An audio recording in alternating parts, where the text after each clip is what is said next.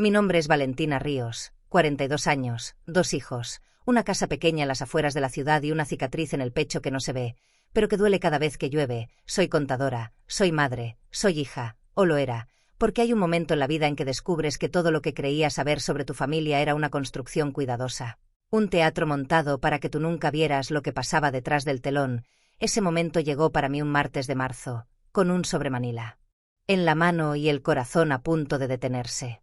Esa mañana había ido a la notaría por un trámite rutinario, una actualización de datos, nada más.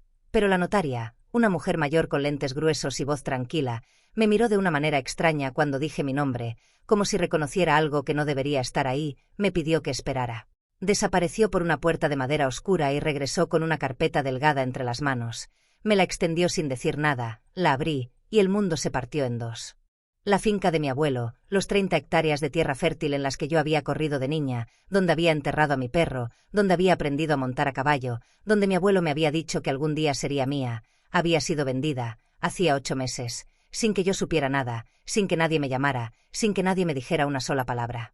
Y las firmas al pie del contrato eran las de mis padres.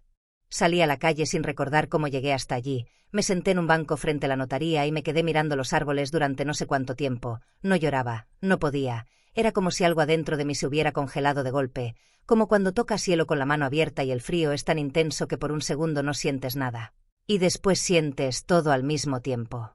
Para entender lo que significa esa tierra, tengo que llevarte a otro lugar.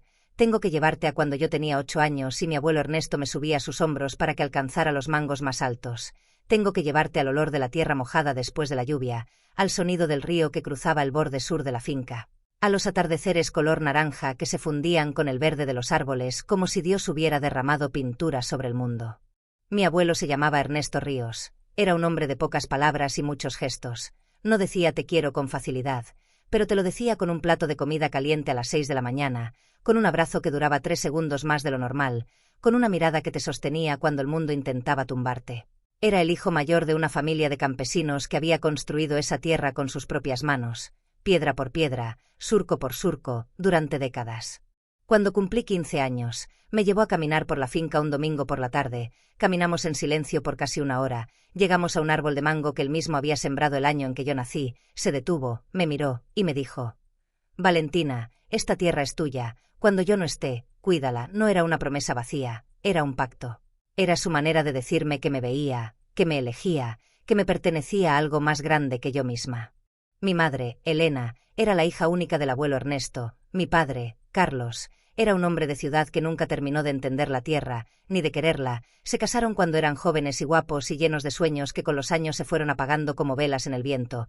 Mi padre nunca fue violento, nunca fue cruel en el sentido obvio de la palabra. Pero había en él una ambición silenciosa, una necesidad constante de más, de mejor, de diferente, que lo fue erosionando por dentro como el agua erosiona una piedra. Durante años, mis padres vivieron de los ingresos de la finca, el abuelo la manejaba con ayuda de algunos trabajadores, y el dinero fluía con tranquilidad. No éramos ricos, pero vivíamos bien, y yo crecí sabiendo que esa tierra era parte de lo que yo era, parte de mi historia, parte de mi futuro. El abuelo Ernesto murió cuando yo tenía 34 años. Fue un infarto, rápido, sin aviso, en un martes ordinario que de repente se volvió el día más oscuro de mi vida hasta entonces. En el testamento, dejó la finca para mí, clara y explícitamente. Mi madre era la albacea, la encargada de gestionar el proceso legal hasta que la herencia quedara formalizada a mi nombre. Era una cuestión de tiempo y de papeleo. Me dijeron, meses, tal vez 1 año. Firmé algunos documentos que me presentaron, con explicaciones rápidas que yo, en mi dolor, no leí con la atención que debía haber tenido. Confié en mis padres como se confía en el suelo que pisas, como se confía en que el sol va a salir mañana. Pero el sol no siempre sale. Los meses que siguieron a la muerte del abuelo fueron meses de distancia. Mi padre había perdido su trabajo a los 60 años en una empresa en la que había dado 30 años de su vida, y la crisis económica los había golpeado fuerte. Mi madre me llamaba de vez en cuando, conversaciones cortas, tensas, llenas de silencios incómodos. Yo tenía mis propios problemas. Una separación reciente, 2 niños pequeños, un trabajo que me consumía. Me fui alejando sin darme cuenta, convencida de que el dolor de todos necesitaba espacio para respirar. Nunca me llamaron para decirme que algo había cambiado, nunca me dijeron que la situación era desesperada, nunca me preguntaron si yo podía ayudar, si yo tenía alguna solución, si yo estaba dispuesta a buscar una salida juntos. Tomaron una decisión en silencio, a mis espaldas, con mi nombre, con mi herencia, con la tierra que mi abuelo me había dejado mirándome a los ojos. Vendieron la finca a una empresa constructora por un precio que, me enteré después, era menos de la mitad de su valor real. La urgencia los había hecho vulnerables, y alguien había aprovechado esa vulnerabilidad. El dinero se fue en deudas, en cuentas atrasadas, en la ilusión de un nuevo comienzo que nunca llegó a ser lo que esperaban. Cuando los enfrenté, 3 días después de lo que encontré en la notaría, hubo un silencio largo e insoportable en el comedor de su apartamento. Mi madre miraba sus manos, mi padre miraba la ventana, yo miraba a los dos y sentía que estaba mirando a dos extraños. Nos hubimos quedado en la calle, Valentina, dijo mi padre finalmente. Su voz era baja, sin orgullo, sin justificación verdadera, solo el peso de un hombre que sabe que hizo algo que no tiene vuelta atrás. No teníamos tiempo, no había otra salida. Me lo podían haber dicho, respondí, y esas 5 palabras contenían todo lo que no pude decir en ese momento.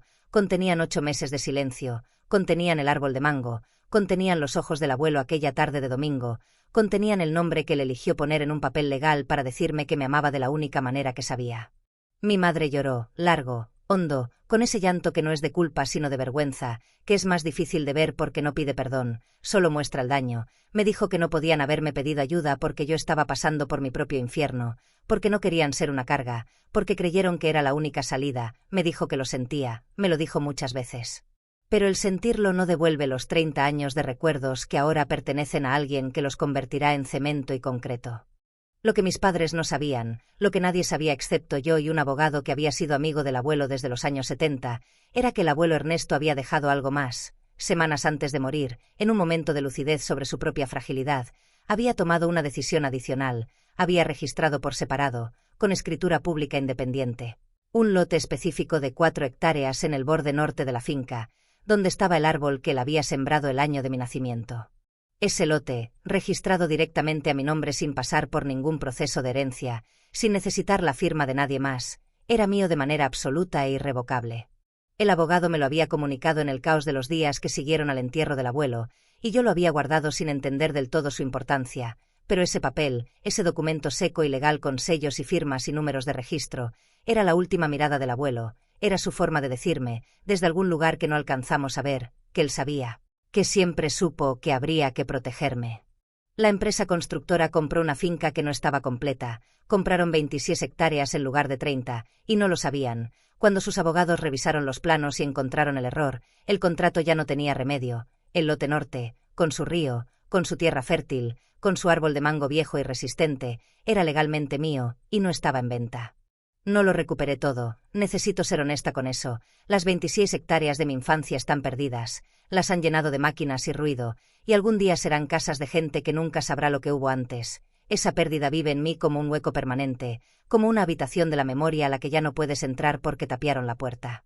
Pero tengo 4 hectáreas, tengo el río, tengo el árbol. Y he tomado una decisión que al principio me asustó y que ahora me sostiene. Voy a construir algo ahí, no una finca enorme, no un proyecto grandioso, solo una casa pequeña, con una cocina con ventanas grandes, con espacio para que mis hijos corran descalzos sobre la misma tierra que yo corrí, con el árbol en el centro del jardín, como siempre estuvo. La relación con mis padres es complicada ahora, no rota, pero transformada. Hay cosas que se dijeron y cosas que no se dijeron, y todas ellas viven en la misma mesa cuando nos sentamos a comer los domingos. Los quiero, eso no cambió, pero los veo de manera diferente, con una claridad que a veces duele más que el enojo. Los veo como personas, no como figuras. No como el padre y la madre perfectos que los hijos construimos en la imaginación. Los veo con sus miedos, sus errores, su desesperación, su incapacidad para pedir ayuda cuando más la necesitaban. Los veo y entiendo, aunque entender no signifique que todo esté bien. Hay una tarde que regresa a mí seguido, es una tarde reciente, no del pasado. Fui al lote con mis hijos, un sábado en que el cielo estaba limpio y el aire olía a tierra húmeda. Mi hijo mayor, que tiene 12 años y los ojos del abuelo, corrió directo hacia el árbol de mango, se detuvo debajo de él, levantó la cabeza, y me dijo: «Mamá, estos mangos están altísimos».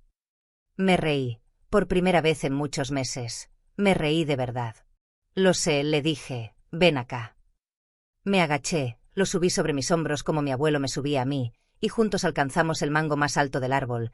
Lo sostuve mientras se lo arrancaba con las 2 manos, con esa seriedad seria y alegre que tienen los niños cuando hacen algo que saben que importa.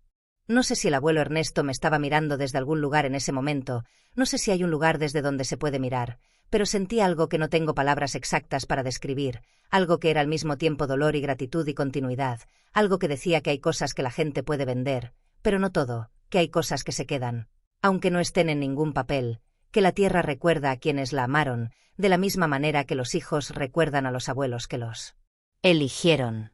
A veces la traición más profunda no viene de los enemigos, viene de las personas que más amamos, en sus momentos de mayor debilidad, y la herida que deja no es de odio sino de duelo, porque lo que se pierde no es solo lo que te quitaron, sino la versión de esa persona en la que creías. Pero también aprendí que hay personas que nos cuidan incluso cuando ya no están, que el amor verdadero piensa hacia adelante, que protege, que deja puertas abiertas cuando todo lo demás se cierra. Mi abuelo sembró un árbol el año en que nací, 32 años después. Desde el otro lado de todo, ese árbol me devolvió a mí misma. Eso es lo que guardo, eso es lo que nadie puede vender.